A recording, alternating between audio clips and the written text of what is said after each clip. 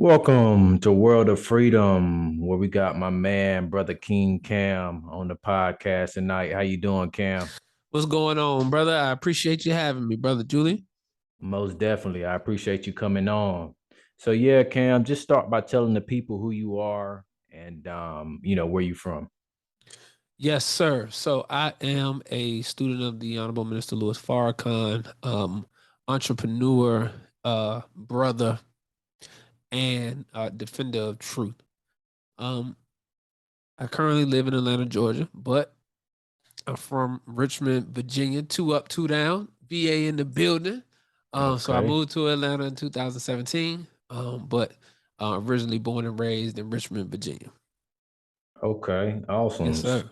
So, you mentioned, you being a student of the minister, Farrakhan. So how would you say that's positively influenced your life? Man, I would not be doing what I'm doing today in my life if it wasn't for the teachings of the Most Honorable Elijah Muhammad and the tutelage and leadership of the Honorable Minister Louis Farrakhan.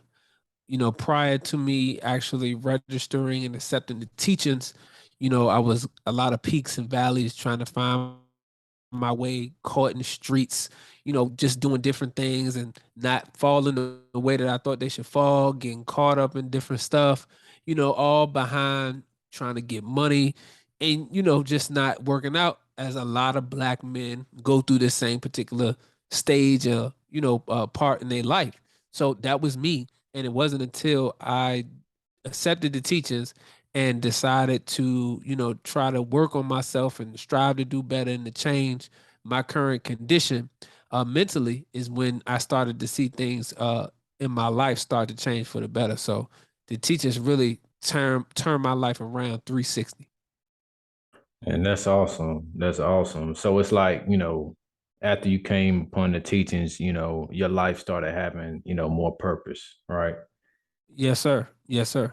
I always loved my people, but it wasn't until I really got behind the teachings and really was a listener and student of Honorable Minister Louis Farrakhan where it really started to resonate. I believe that the seed had been planted from a child to love my people and to stand and defend uh, the truth and to speak out against injustice and oppression of poor and oppressed people all over the world. I think that seed was dropped and was watered as a young child and then watered as I got older. And at a particular time, the shoot sprout up. The shoot sprout up, and at a particular time, and I started moving and grooving from there. Man, I completely agree with that message. I mean, I feel like, us as black men, coming up and seeing the different things that go on in our community, witnessing it and then also seeing it, on the news and, people in the world seeing it on the news, man. I feel like we do have to be a voice and stand up for things that are going on in our community and in some way, shape, or form strive to, make an impact. So I completely agree with that. Yes, sir. Absolutely. And it was the Honorable Minister Louis Farrakhan who assisted with the battery in my back. I don't think that I was ever afraid. I wasn't necessarily afraid, but I didn't have the necessary love that was needed in order to stand up regardless to whom or what and be able to teach the truth and defend the truth and be able to speak out for poor and oppressed and enslaved people all over the world. So it was once I heard the words of the Honorable Minister Louis Farrakhan that I was like, okay, yeah, this is me all day. I can get with this. So, that's what it was for me. Before that, it was just like, how am I gonna get out? How am I gonna make it out? It's real Yeah. individualistic, like, Yeah. okay, so what am I gonna do different? How am I gonna be a star? Because I always wanted to be a star. And I looked up to a lot of hip hop music. I looked up to a lot of people in the music industry, hip hop. So I was a big fan of Bad Boy. I really like Diddy. I really like, a lot of different hip hop artists. And that's what I looked up to. They had the girls, they had the champagne, they had the Yeah. cars, they had the money, they was dressing fly, they had the freshest sneakers. So I was trying to be that. You know what I mean? So I was Yeah. trying to figure out, okay, how do I accomplish that? And, later on, it's like, okay, I got a new mission. You can still accomplish those different things as far as, being able to obtain wealth and, and be able to look nice, dress fly, whatever the case may be. But now the goal is not chasing the bag. The goal is bigger than chasing the bag. It's about going after our people, saving our people. And in the process of that, you'll be able to obtain that bag. You're right. I mean, I can completely agree. I was a rapper at one point as well. So, with music and different things like that, a lot of the stuff that we see in the media, we become influenced by. We become influenced by, certain lifestyles. But even for myself, you know, I've been learning more and more about how I can use, my gifts and who I am to, have a positive impact on the world, and I love that about your message as well. Yes, sir. Absolutely. And if anybody who has ever seen, my social media platforms, really I stay tapped in with the culture because I came up and through hip hop in the mid to late '90s, early 2000s, right? So I seen a lot of those different waves. So music and fashion and the culture is all infused into my brand, and only thing I added to that was you know the teachings and self improvement, Mhm. self development, right? So Yeah. that's the only thing that I added to it. But anybody that's seen my social media platform, we're gonna see what's going on with the rappers. We're gonna talk about music, everything that's happening in the community and everything like that. So that's a part of the cloth. So for me, I would never create a platform that didn't include that because that's where I started. My first podcast was about music. My first podcast was about hip hop and rap. So I can never stray away from what the foundation was, which is, music, hip hop, rap, R&B, all of that kind of stuff. And I still do music. You know what I'm saying? Like since I moved to Atlanta, I had to rebuild everything as far as podcasts, getting equipment, doing all of that kind of stuff. Got a family. So, all of that stuff takes precedent. But I have been in and out of the studio working on a couple of different things. So again, that's always just a part of the brand. That's a part of me. That's a part of the cloth. So, anything that I do is going to definitely have that hip hop, it's going to have that hip hop edge to it, that urban street to it, that's always going to be there because that's a part of me. Right. You just had to tweak the message, for the people. That's it. That's it. So, speaking of hip hop and the culture, I know for myself, once I, began to get on the path of financial literacy and growth and different things like that, I just really slowly started to peel back away from the culture a little bit. Like I started listening to less and less music. I started listening to a lot more podcasts, audio books and things like that. So, for yourself, generally speaking about, the music and hip hop culture, do you feel like it would be good for us to, peel back from it, or do you feel like it still needs to, be a part of us in terms of, growing, going forward I in this think it's current state? yes, sir. The Honorable Minister Louis Farrakhan gave us something called study guides, right? Which is self improvement. It's called self improvement, the basis for community development. And these are study guides. And in these study guides, one of them is the struggle for balance. And I think that's important and relevant to this particular question because for me, I look at it as a struggle for balance. You have to be able to balance, uh, you know, what it is that you taking in. So, and you have to have a level of discernment. So while you can listen to certain things and they don't disturb your soul, that's something on an individual level that you have to be able to understand and be real guarded about. So for me, like I said, it's a struggle of balance because the culture is so much a part of my makeup, specifically hip hop and fashion is so much a part of my makeup I make sure that I'm still immersed in the new music, immersed in the new artist that's coming up, keeping my ear to the streets, if you will, because it's so important. And it allows me to be effective in what I do when it comes to the podcast, when it comes to being able to speak on certain issues that come up in the community, because I'm constantly staying relevant by knowing what's going on. Now, do I allow what's being said in the music to infect me? No, I don't, because the truth that we've been given through these teachings allows you to get a filter. So I understand the mindset that my brothers and sisters are in when they are saying certain things in rap.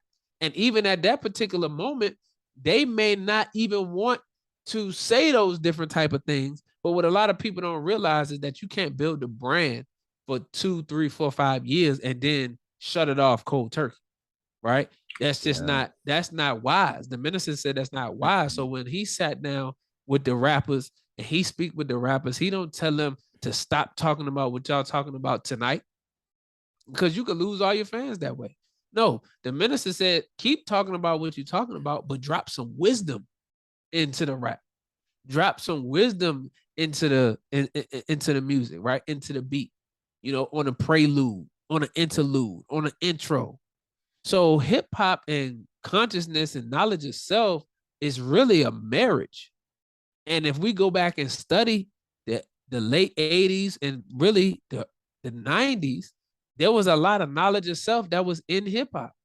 From East Coast to West Coast, you had Public Enemy, you have KRS-One, KRS-One, you have you got Ice Cube, and you got NWA, you got Ghetto Tribe Boys, Called Tribe Quest. Called Quest, right? So you got so many different artists who was infusing knowledge itself and hip hop together, which is a beautiful marriage, because hip hop moves the people. Music influences the people. This is what made Bob Marley so powerful, because music is a universal language. The minister said that one rap song is worth, I believe he said, about 100 sermons, 100 sermons or 1,000 sermons or something like that. That's how powerful music is. And this is why he's always giving guidance and counsel and teaching the hip hop artists, the musicians, whether it's R&B, rap, whatever. He's always tapped in to them, giving them knowledge and wisdom and understanding. Why? Because he understands that the language that they speak, which is music, is universal. And this is how you get all of the people, through speaking a universal language. So people may not have the attention span to sit for a 2-3 hour lecture, but they'll listen to those 3-minute songs, those 4-minute songs, those 2-minute songs, and that psychologically gets trapped in the brain.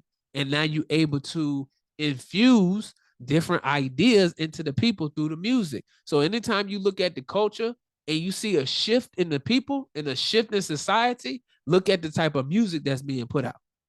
Look at the type of music that's being put on the airwaves and put out there on the radio waves and now being streamed. Look at the type of music and you'll see the behavior reflected in the people. You're right. That's how powerful hip hop and R&B and music are. So when you see the people behaving a certain way, it's a direct reflection of the type of music that's being put out. So, yes, sir. No, exactly. I agree. You're right. Like you was talking about in terms of the early, hip hop that was out in the, late 80s and early 90s and stuff like that. A lot more of that music had a lot more progressive, messages in that music. I truly feel like once, hip hop, became mainstream and started being, incorporated and ran by corporations, they started, building, a lot of big labels and stuff like that. That's when I feel like, there was a lot more infiltration and, the primary messages, became related around money, sex and hoes, So I feel like, and that's the main agenda that's pushed, mainstream. Unfortunately, there's a lot of great artists that have, great messages out here. Unfortunately, it's not, considered mainstream music. There are some who end up breaking through. But I feel like, that's the position that hip hop is in, at this point. Yes, sir. Absolutely. And I think about the Million Man March in 1995. When the Million Man March came to fruition in 1995, that was something that was so beautiful because I believe that hip hop played a instrumental piece and part in being able to drive the people, the men, the young black men, to Washington, D.C.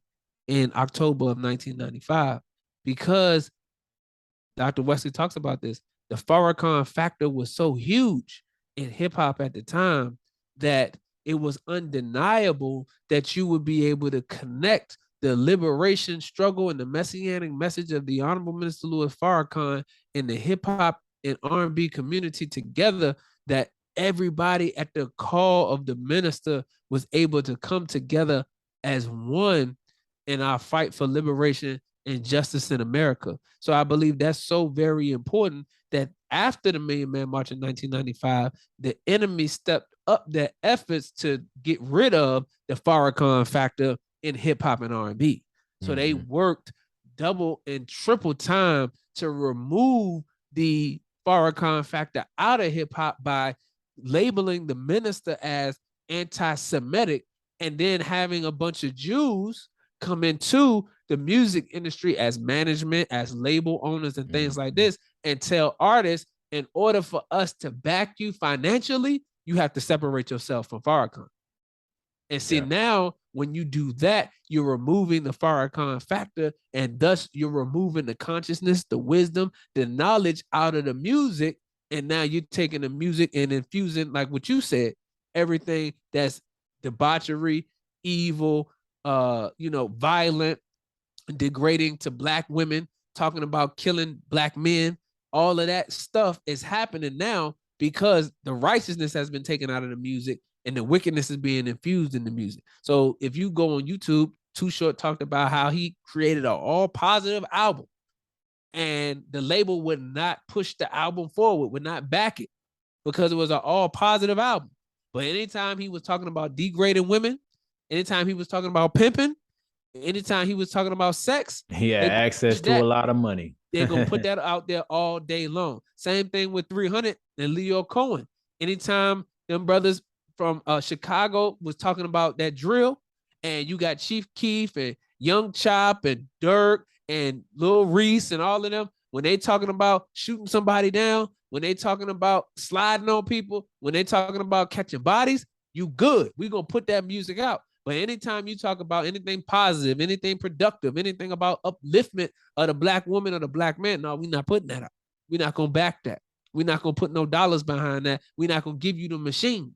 So the beautiful thing about social media is that it allowed you to get rid of the machine.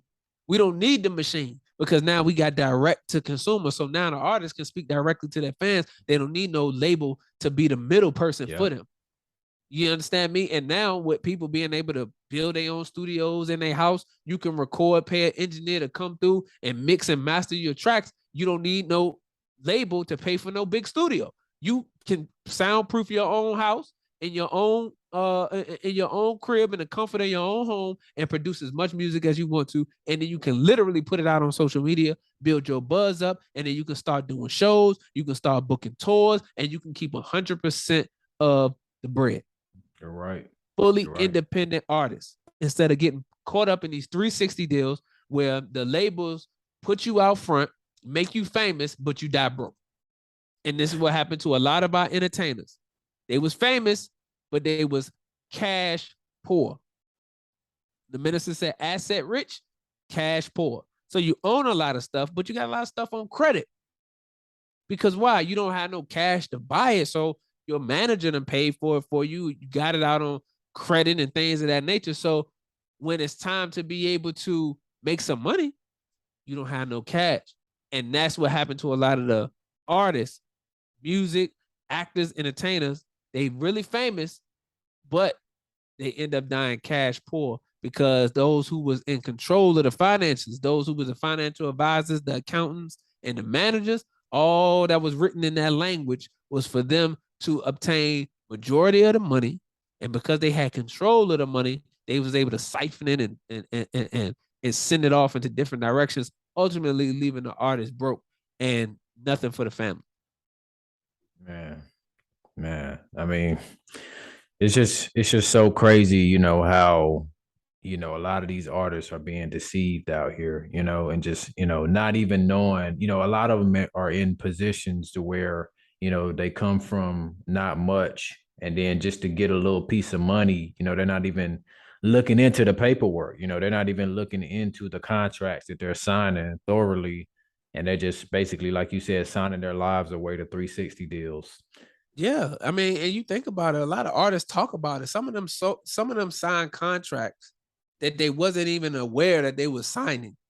Like they would invite some artists to these different parties and then offer them drugs and offer them alcohol. And now the artist is under the influence, and then they got them signing stuff and doing stuff, and they're not really fully aware of what they actually signing. You understand? R. Kelly talked about how he is illiterate, meaning he don't know how to read. So somebody else was responsible for reading the contracts for him, reading all of the fine print for all of his deals. And all the music that R. Kelly made that sold millions upon millions of records all over the world, majority of that money went into other people's pockets. A lot of people stole from him. A lot of people robbed him. So just before he had this last legal situation and he was out, he was still doing tours. Now, why would R. Kelly still need to be on tour? Artists are still on tour because that's how they make money. So when you see artists later in their career out of the prime, but they still going on tour, They didn't own their masters. they don't own their masters and they need to make some money. Yeah. Now, it's not the same. I'm not saying that's the same for everybody, right? Because you got some OG bands out here, what I'm saying, that like the OJs and Frankie Beverly and Mays and the Isley brothers and people like that. I don't know they personal situations, so I don't know. But I was just saying that not everybody is broke and on tour because they're trying to make money. But at the same time, that's a tall tale sign of an artist not having nothing in the reserve. So they got to take their fame with the name and go out on tour and get that money in order to be able to keep up with the lifestyle and, keep up with the bills. Because once, everybody had a runs in the music business, and at a certain point, you kind of fade away. You kind of fade out. So if you're not a person that's able to continuously reinvent yourself to stay relevant, then and you got bad deals, you don't own your masters, all of that type of stuff, then you end up in bad shape and you gotta, figure out how you gotta get it. So it's very important, that we understand ownership, that we understand the importance of reading these contracts, not allowing these people to manage us, to take advantage of us. All of that stuff is so important. You're right. You did mention a little earlier, the Million Man March. I was able to attend the Million Man March in 2015. Oh yeah, 10, 10, 15, Justice 10, or 10, else. 15. Yeah, definitely. I went to the trip with my university, Fayetteville State University. Oh We had a wow. bus tour, and yeah, and we headed out, to the Million Man March. So did you actually attend the Million Man March that year? I did not. I did Okay. not, bro. And I'm that's one of those ones. You know how you look back at stuff and you be like, man, I really wish I would have did that. Yeah. That's one of those type of situations, bro. I don't know what I was doing. I don't know what I had going on, but I don't know why I wasn't at 10, 10, 15, to be honest with you. But you Yeah. know what? Now that I think about it, honestly, now that I think about it, I wasn't aware of 10, 10, 15 Hmm. because after the Million Man March, what the enemy started to do was to take the minister off of mainstream media. So prior to 1995, you would see the minister on all the big talk shows. He was on Donahue, he was on Barbara Walters, he was on CNN, he was on his lectures would be played on C-SPAN, and all of that kind of stuff. You'd be able to see the minister visibly on mainstream media. He was on Arsenio Hall. He was on so all the mainstream media platforms the minister would be speaking on, right? They would interview him as a guest, all of that type of stuff. Well, after the Million Man March, they stopped him from being on, banned him from being on mainstream media, stopped him from being able to speak on college campuses and things of that nature. Any of his representatives from being able to speak on college campuses. So what they were trying to do was decrease his visibility. So by the time 10, 10, 15 come around, and I believe I heard a minister talk about it. He talks about how instrumental social media was in being able to promote 10, 10, 15. So now when I think about myself and where I was at around that time, I was not, thinking about liberation and knowledge of self and consciousness and none of that stuff. That didn't occur to me until the year later, actually, like 2016. It was around that time because this was, I seen the Trayvon, we saw the Tamir Rice, and all of this stuff was building up, right? All of this stuff was building up. So as this stuff builds up, because remember, I think Trayvon and Tamir took place in the Barack Obama administration, which was 08 to 2012. So it was a build up with Trayvon and Tamir Rice and everybody in between, where I started to pay attention, but it wasn't on the minister. I started listening to Dr. Umar Johnson first. Yeah. I was listening to a lot of Dr. Umar Johnson, and then I fell into some Dick Gregory, right? Yeah. And then the way YouTube worked is, they start recommending stuff.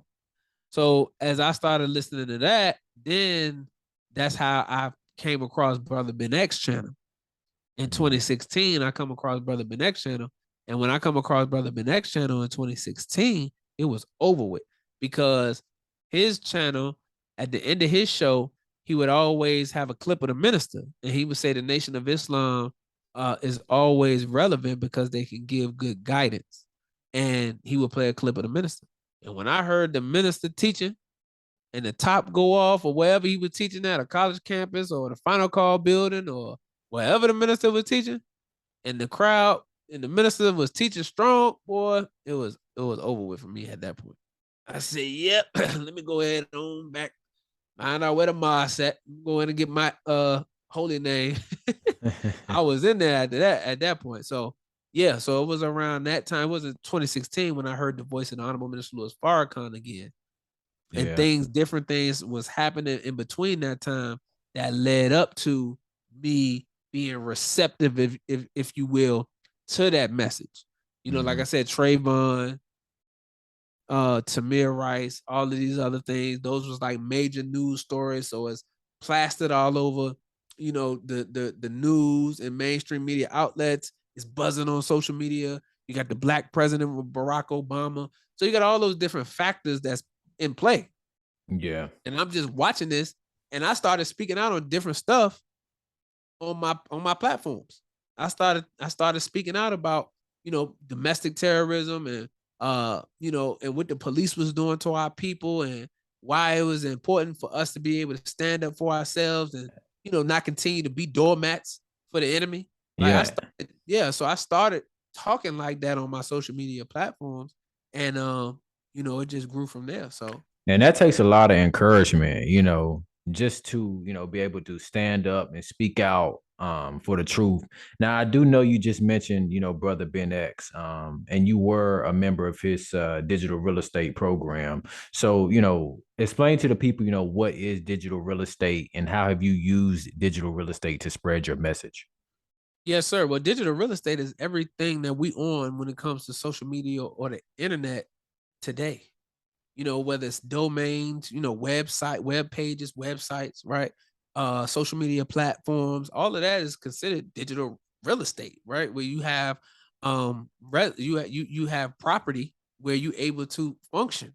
So whether it's a virtual office, whether it is a web page where you can, host your store, your e-commerce store, whether it's a social media platform where you're able to communicate with different people across the globe, all of that is digital real estate. So what the concept of digital real estate is that you can actually do what you do in physical real estate on the digital side, which means you can wholesale, you can fix and flip, you can buy and hold, all of that with digital real estate.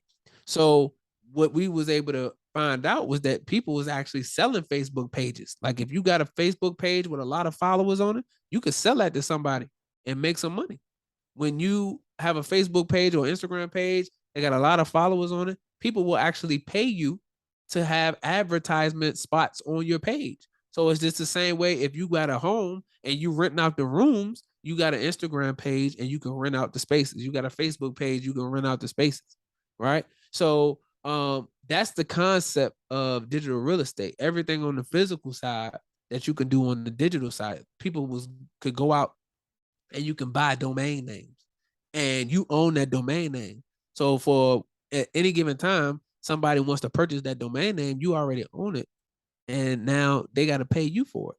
Yeah, I need this, Bitcoin domain name, or I need this Dogecoin domain name. Okay, well, it's gonna cost you $2,000.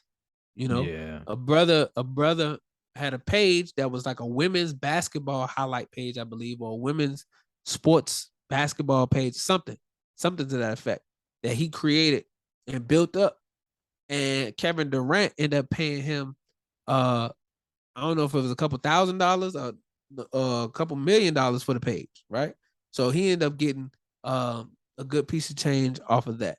So and then what we was able to find out was that there's something called ad revenue that these platforms will pay creators for making content. So for example, when you go on YouTube and you watch a video and the ad comes through, whoever owns that original video, they get paid for that ad that's in their video that comes up in the middle of their videos. So you get paid for that, whoever the original owner is. So now when we find out, oh, you're gonna pay me to put ads in my video, because why? You have audience engagement coming through that video.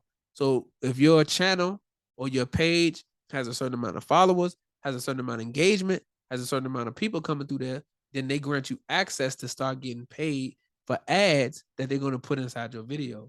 So as we learn this, it's like, yo, you can literally make more money digital real estate than you could with physical real estate. And that's interesting, because I actually do, physical real estate. And I just started to notice, as I, continue to do that, I started noticing all these like different ads and stuff I would get, on my social media profile. It could be anybody from Brother Ben X to, anybody in, the real estate industry and things like that. And I just started to take notice. And, it didn't really click with me at first, but after finding out and just hearing the concept of digital real estate just a little bit more, that's kind of when a light bulb just kind of went off in my head and was like, okay, this is something, that I should look and tapping into. Yes, sir. And the beautiful thing we ended up finding out about too was the fact that you can get into digital real estate for free. All you need is a Facebook page or Instagram page. You can start your digital real estate empire for free. So as they tell you, you want to have, a couple of different multi-family units, or a couple of different single family units, and they generate you what 300-400 per door, 200 per door, that type of thing. Well, when you get with digital real estate, your videos are your single families. Your videos are your properties. So now I can make a lot more videos than I can purchase single family homes. So I get paid per video.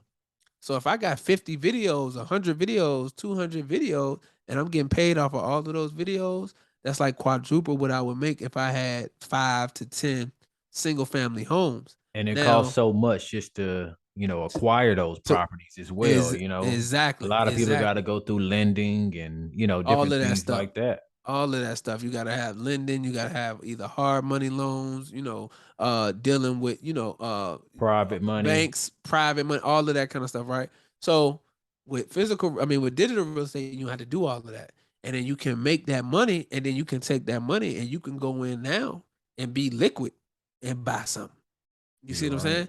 You can be liquid and buy some, or you at least come to the table now with a lot more strength. You got a lot more down payment money that you can put down, right? You able to fix your credit because you got a bag now. So now you getting all your stuff together so you can be qualified so that you can purchase, start purchasing some physical real estate, get yourself qualified for a line of credit or whatever the case may be. So now you can start building up your physical real estate portfolio. So that was the beautiful thing about digital real estate. It was really a door to allow you to get into physical real estate or get into whatever other endeavor that you want to do. Digital real estate is is the way to do it, because you literally can get in and make this money, and you don't have to have no startup capital. You can literally, you just got to be consistent, and you Hmm. have to, know how to create the content.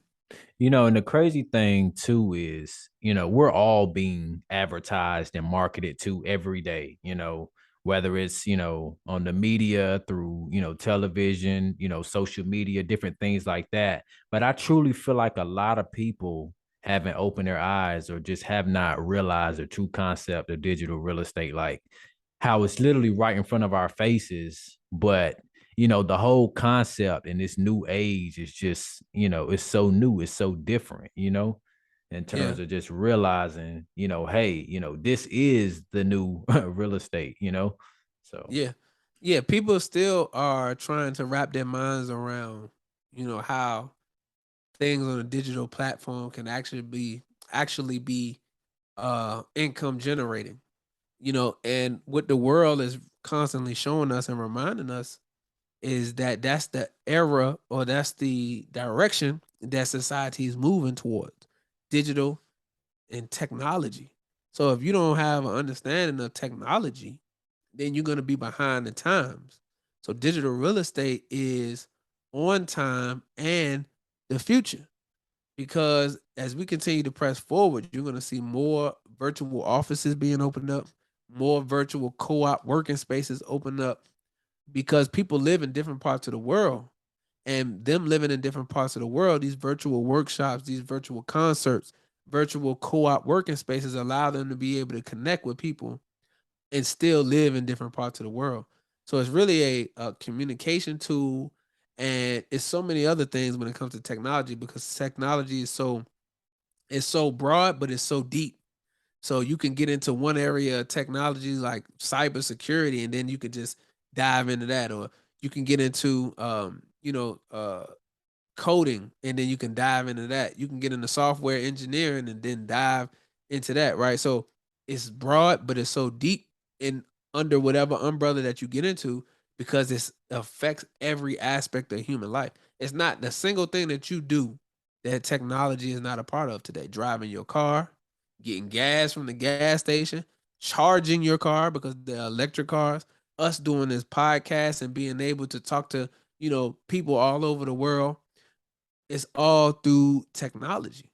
So technology has become that important, that demand, then we should definitely be trying to understand it. And that's what digital real estate is. So people who are apprehensive about it is because they don't really understand that that's the way that the world is going, and that's what you will need to understand moving forward. Augmented reality, virtual reality, metaverse, you talking about cryptocurrency, all of these different things is things that are propelling us toward the future. They getting ready. Well, Tesla is in the process of getting ready to drop the electric semi trucks. So they about to have electric semi trucks on the road. And I think it's like you gotta have like 200,000, 250,000, or something like that. And you can get like the electric semi trucks or whatever the case may be. So you about to see them on the road. And guess what? Now that they got semis that's electric that have to be charged, they're gonna have to have charging stations on the highways. yeah, That's money. it's Are a you whole new investing? industry right Whole there. new industry. They're gonna have people that know how to fix and repair the charging stations, right? Because they're gonna break down, technology gonna go out, whatever the case may be. They're gonna have people that know how to do that. They're gonna have people who know how to work the inner workings of the charging stations. And the reason why I was been able to understand this, because Tesla and the electric cars is something that's like booming. Like, and it's crazy how many people own electric vehicles, and they go to these different charging stations. And you sit and you look and you be like, yo, that's a lot of people charging their vehicles. Like, this is the new wave. So how do I Yeah. invest in a charging station? How do I invest in, the technology to be able to produce at home chargers? Right? All of that type of stuff is a whole new industry.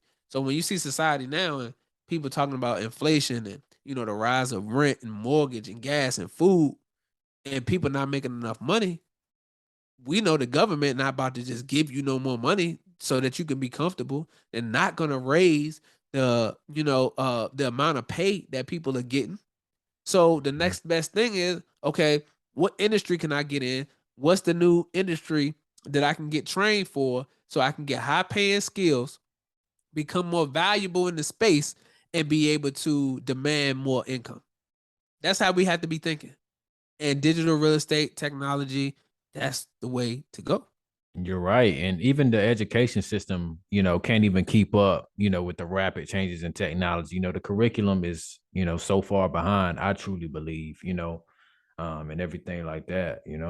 Yes, sir. I mean, that's why a lot of children, they running into these problems in school because their brains move a lot faster than what the curriculum is testing them on in school today. They brain is out thinking the curriculum. So by the time you teaching them all this little algebra two stuff, like they really are thinking past that. So it's like this is boring to me. Like give me something that's gonna challenge me. And when you're not challenged, you become bored. And when you become bored, then what they say, the idle mind is the devil's playground. So now you Yeah. start trying to find other things to do, and you start becoming a mischief maker. So challenging what they do in the school is not challenging to them, but what they do on the video game is challenging to them. Yeah. This is why I don't. This is why they get on that video game and they be on that video game locked in because what they doing on there is a lot more challenging. They building worlds. Man, come on. This is what Fortnite was. They building. Well, that's coding. They building worlds over there in Fortnite. They building worlds over there in Grand Theft Auto. You understand me? Like they doing all type of technology based stuff on these video games that is able to keep their attention. But when it comes to going to school, they like, nah, I ain't really with all of that. So what's the difference Yeah. between the math that they talking about in the video game versus the math that the school teacher's talking about? It's more advanced, and it's actually that's actually capturing the minds of our young people. And then shoot, man, that's another aspect of digital real estate. T Grizzly, I believe, talked about how when the pandemic hit, it stopped up a lot of the money for the rappers. So they wasn't able to go out on tour, get no money in the clubs and all that. So what he started doing, what he did in his in his free time was play video games. But now because of the pandemic, they was really playing video games. So Yeah. then he tied in his video game to a social media platform, Twitch, Yep. and started charging people to come play video games with him. Bro, they making more money playing the video game than they did out on tour. That's ridiculous, man. Come on, bro. They killing it and they in there playing the game all day. No, I'm good on the Ridiculous, tour, bro. man. We getting this money real quick. And all I gotta do is play the video game. And I on was a subscription based model, you know what I'm saying? Like you pay Yeah. monthly, you pay $50 a month or $80 a month or whatever, and you come kick it and you gonna play Grand Theft with us, you gonna play, Halo, Call of Duty with us, whatever the case may be, boom. And you get some other perks. Yeah. You eating. And I was speaking, with some people that I know about that, about, how now in this age, you can literally make a whole living, from social media. And specifically, we were speaking about Twitch and how you can make money playing video games. Or there, like you got celebrities like Snoop Dogg up there. You just Yeah. mentioned T Grizzly, right? So, another thing that we had mentioned was there could be a con in terms of if everybody is trying to make a consistent living, on these platforms like Twitch and different things like that, how productive would society actually be? Well, it go back to that struggle for balance, So while you doing your thing in the metaverse and you building worlds and you doing your thing on Twitch, digital real estate and all of that, right? Social media, that struggle for balance where you still got to go outside. You know what I'm saying? Like you can't substitute. For me, you can't substitute the two. So you still need to go outside, let that sun splash on your face. You understand? You want to make sure that you getting that fresh air. You get on a bike and you go outside and you enjoy nature. You ride trails. You go hiking. You know what I'm saying? Like you get around some animals, horses and dogs and stuff. Man, you go out and do all of that kind of stuff and keep the balance because too much of anything is can be bad for you. And that's what my You know, granddad always said too. yeah, too much of anything can be bad for you because look, medicine is nothing but poison given in the right doses. Medicine is nothing but poison given in the right doses. Too much of it will kill you. You understand? And too little of it won't heal you. So too much of anything, it'll be bad for you. Too much rain, too much sun, too much water, too much, fish, too much chicken, too much anything. It's gonna get. It'll kill you. It's hard for us black people to give up that chicken, man. I You know tell what I'm you. saying? So I did really good with giving up the chicken though. I think I'm proud of myself on that. With giving up the chicken, bro. It was rough though. I'm telling you, it was rough, especially when you got jerk chicken and Yeah. fried chicken and barbecue chicken. Barbecue, baked I think we chicken. done make chicken, boy. We know how to make chicken every way. Every way you can make a chicken. Black man know how to make a chicken. Boy. Black people know how to make a chicken. You know what I'm saying? That Yeah, bird, you're that right, bird go get man. cooked. You're But right. but yeah, bro. So you know what I'm saying? So you gotta have that, balance though. So that's extremely important. Cause even like with Brother Ben, we mentioned him earlier. Brother Ben does a lot of work in the digital real estate space, right? Mhm. And he do a lot of stuff now with the Oculus and you know what I'm saying, building worlds in the metaverse. But he also played on the basketball league team. You know what I'm saying? So he getting outside, getting that fresh air, you know what I'm saying? Staying in the gym, making sure he's working out, staying active, right? So we're not saying that you gonna make all this money on Twitch and sit in the house and get fat. Nah, can't do that.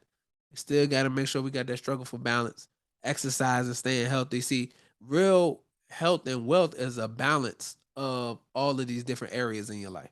Mhm. It's a healthy balance, right? So not too much of this, too much of that, but it's a healthy balance of everything that allows you to be fully complete. Yeah, you're right. Now, I do know you attended, the BWO Mastermind with the likes of Brother Ben X, Jake Taylor Jacobs, and 19 Keys. So, what would you say the biggest, takeaway from, that mastermind was for you? The biggest takeaway from me from that mastermind was execution.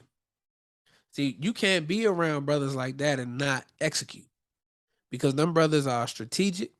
They plan, they think, and then they execute. A lot of us, we think and we plan, but we don't execute. When it comes to our businesses, when it comes to the things we want to do, going after our dreams and stuff like that. So those brothers plan, they think, they plan, and they execute. So that was the biggest takeaway from me was, okay, what's the plan? What's how we gonna execute that plan? What's the strategy? And then we have to execute it. Awesome, man. So then also, I seen, you recently attended Derek Grace. Was it 33rd birthday party? Yes, sir. Okay. So what was your biggest takeaway, from being around him as well? Man, he fall right. Honestly, he fall right in the line um with those brothers. Another brother that just execute, you know, and fearless. Execution and fearless. And when I say fearless, and not worrying about what nobody says about you. Because that's key. Because oftentimes other people's opinions of us stop us from doing what it is that we want to do. Because you feel like you're gonna look like this to them, I'm not gonna do that. Or they're gonna say this, or they're gonna think this about me, so I'm not gonna do that. Hmm. Nah, you don't have but one life to live. You got one life to live, and you cannot allow people or fear to stop you from doing that which God has put on your heart to do. See, when you find your gift and the purpose that God has put you here for to use that gift, you can't allow other people and what they say or allow fear to stop you. So you have to be able to overcome that fear. You got to be able to challenge the fear. The minister did a lecture called Fear, Faith, and Truth, where he talked about challenging fear. And that's important because a lot of us are afraid of getting out of our comfort zone, afraid of being in new environments, afraid of being uncomfortable. So when those fear factors are in our minds, it stops us from taking a new job opportunity. It stops us from being able to relocate. It stops us from actually taking a leap of faith and investing in a course or getting with a coach or doing something that's going to help propel the business to another level, going to a conference. It's fear that stops people from doing that. Not because they don't know that they need it. A lot of people know that they need it because based on their business, they know that they need it. But Yeah. it's the fear that stops them from moving forward. So we have to learn how to challenge our fear. Yeah, you're right. You're right. You recently spoke about reparations in the Black community in a clip that you posted on social media. You talked about the state of California and how the wealth gap is between 600 to 700 million dollars. So decades later, do you feel like America will ever pay us, our rightful reparations? And money wise, they don't even have the money to pay us everything that they owe us. So really, Black America really has America by the you know what. It really got them because America would just have to give us everything. Just give us all. Just give us the whole thing. Give us all your cities. Give us all the land that come with it. Give us all the infrastructure that's already in place. You understand me? We split the country 50-50, and y'all go over here. Y'all keep whatever y'all gonna keep in the space that y'all gonna be in, and we keep everything that we keep in the space that we gonna be in, including, like I said, the infrastructure, the technology, all of the stuff that's already there, and that's how we gonna move. Because they don't have the ability to financially be able to pay out everything that we need. So, the minister said that we need land. So that's the number one thing on our reparations list is that we need to have that land. We need to have 100 million acres of land to begin with. So the minister said we need states. They need to give us the states, 8 to 10 states. We need that. You know what I'm saying? Because we know that slavery was most potent in a lot of the southern states. So Mississippi, Alabama, Louisiana, Georgia, Florida, Arkansas, Tennessee, North Carolina, South Carolina. We need them because a lot of our blood was spilt in the ground, in the soil of the South. So we need that. And once you got land, then with land, you can be able to generate wealth. And then America also has to take care of us financially. Whatever they can put together is what they need to go ahead and give us. Whatever they can put together is what they need to give us. We give them the number and they can get close to what we asking for, then that's what they need to give us, and they just need to continuously work on it. You know how somebody owe you and they be like, all right, well, this I can give you this right now, and then I can give you Yeah, this. Yeah, that's how we're gonna yeah, do that. You know what I'm saying? yeah, We need all that though. You know what I'm saying? yeah, Like yeah. because we need financial reparations, we need land reparations, we need mental reparations, we got mental trauma. You understand me? We supposed to be tax free. We don't need to be paying no taxes. We need to be going to have access to the best schools, school tuition free, healthcare free. Like if you Black in America, you ain't supposed to pay for nothing. You're right. You shouldn't have to pay for nothing and have the best of everything.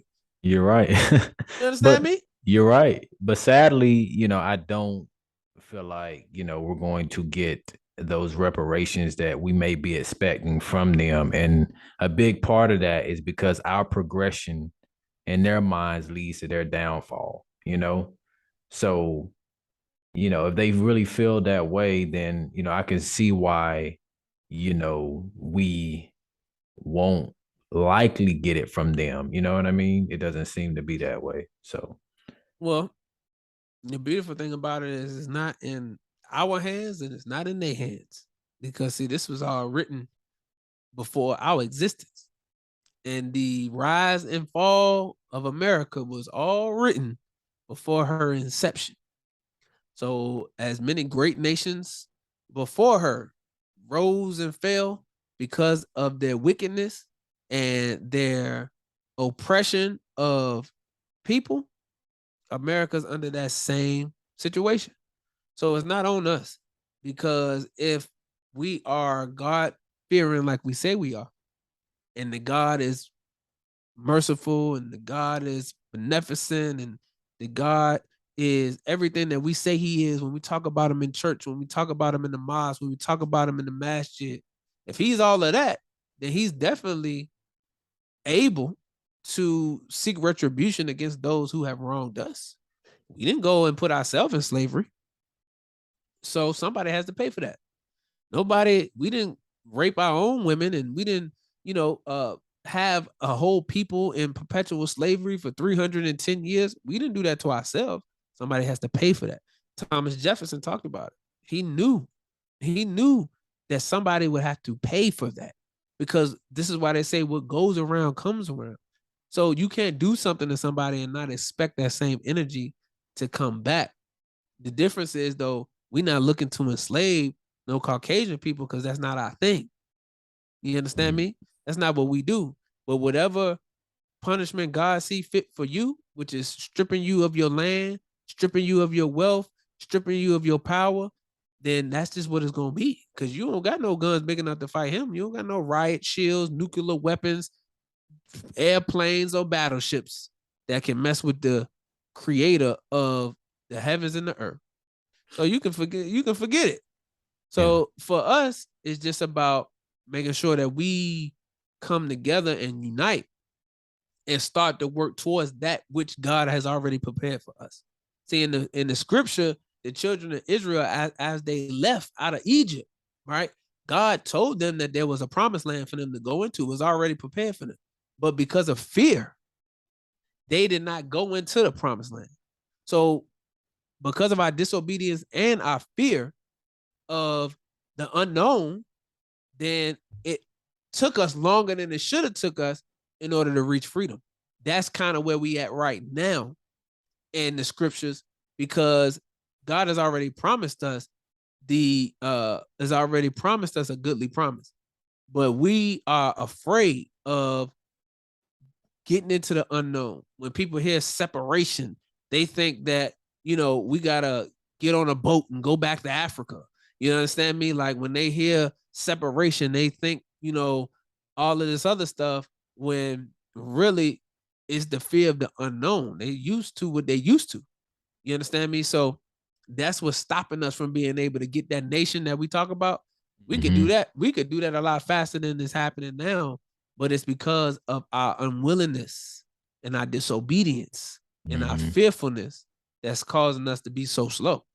But as soon as we get up out of that, we can get the ball rolling ASAP, because we got everything that we need in our community. We got all the scientists, the engineers, the doctors, the lawyers, the financial people, the money. We got all that. We got everything we need. All we need is love. In Black America that white America got. That's exactly right. All we need is the love and the unity to trust one another and say, look, this is what we're gonna do.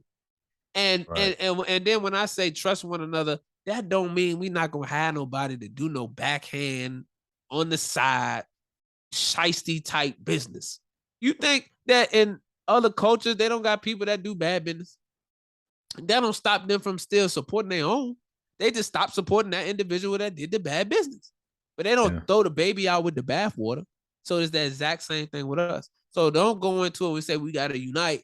Oh, and then they do some, they do some crazy stuff over there. You be like, oh, see, that's why we can't unite. Come on, bro. Yeah. Come on. You're gonna have somebody that's gonna. Everybody ain't gonna make it, bro. Yeah. You know what I'm saying? Everybody ain't gonna make it. But at the end of the day, that don't stop the majority of trying to do what the right thing is. So you go ahead, count your losses on that. You know what I'm saying? Me, and continue to move forward, because that's just a part of the game. You're right. So I was reading an article. You mentioned back to Africa a little earlier. So I was reading the article, and it was talking about how the African country of Ghana, is openly welcoming blacks, back to the motherland and become registered citizens of the country. Yes. Do you feel like this would be a good overall thing for, black people in America to do?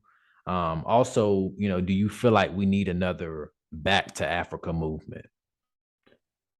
I think it's all necessary because black people want to do different things.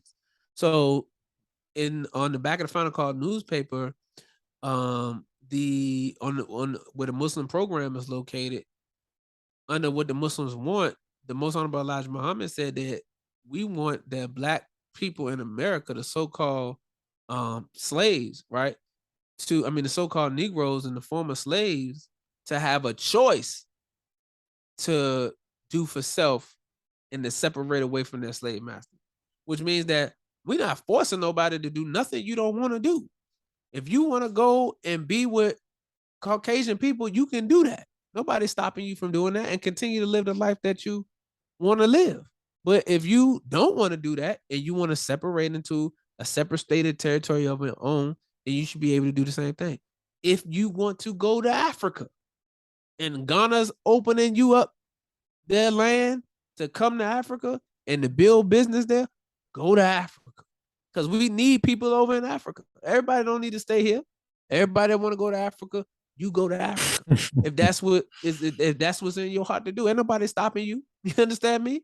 Because the whole planet belongs to the original man. 196,940,000 square miles. The whole planet is ours. So it don't matter if you in Atlanta, Georgia, or you in Ghana, or you in Nigeria. No matter where you at home. So it really don't matter. We don't need to be set tripping. But at the end of the day, the consensus need to be that all of this is ours, and this is where we're gonna go ahead and operate at. And again, everybody got a choice to do what they want to do. You know what I'm saying? So go, if that's where you want to go to Ghana, take advantage of that. Some people, we need to be, we need to have dual citizenship anyway. Yeah. You understand me? So people that's in America, just because you live in America don't mean you don't got no residence in Ghana. And just because you live in Ghana don't mean you don't have no residence in America. That's true. Like I said, so you know what I'm saying? You can be a dual citizen. You're true. We do need some type of connectivity to the motherland. I do believe that, because that's going to help us, I think, a lot with a lot of, the identity issues that we face in America as well, not really being connected to who we are as a people. So I do think it is necessary to have some type of connection to the motherland. You got to, bro. And they waiting on us. They really waiting on us. The minister said that the world is waiting on the so-called Negro in America to wake up. And the reason why is because we've actually been up under the enemy, and we've had an opportunity to go to his finest schools and get the best education. So they don't have the same education that we got here in America over in other countries. So because we actually have a superior knowledge, it is the inferior knowledge of self that keeps us from really rising to our place back where God wants to put us. So when we get out of that funk and we actually understand who we are and we start to move like it, then the rest of the world gonna come and say, hey, look, this is what you need. What you need. You need this from Ghana. You need this. I know it. Brother Ben and Brother Farrakhan were there here after Farms program, because they started buying land. Now they got land over in Africa in different places. And they met a brother that got a whole farm that creates chocolate. And on that farm, they harvest chocolate, and then they make their own chocolate bars. You understand me? So you got all those different type of opportunities that are just waiting on you, but you just got to get up and do something, black man. They got a whole chocolate farm over there. They're going to put Willy Wonka and the chocolate factory out of business. But you got to get up and start working and stop acting like a slave.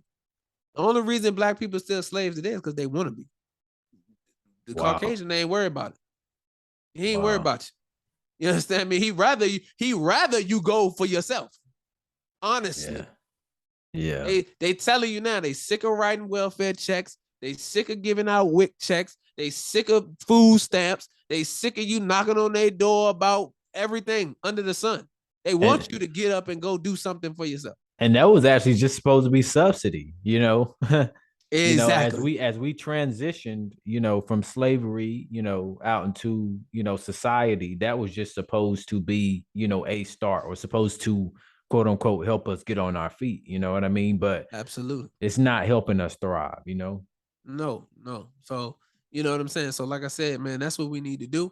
And we got to get busy. Let's do it.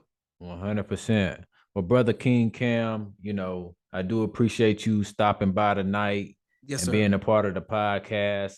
Tell everybody where they can find you on social media at. Yes, sir, man. You can find me on all social media platforms at Brother King Cam, or on Facebook at King Cam. Everything else is Brother King Cam on all social media platforms. And make sure you follow my podcast, the Campaign TV Show. That's streaming on all podcast platforms, on Anchor, on Spotify, on iTunes. You can catch it there. It's a weekly podcast, so make sure you tap in. Cool. World of Freedom Podcast with Brother King Cam. We are out. Peace. Yes, sir. Peace.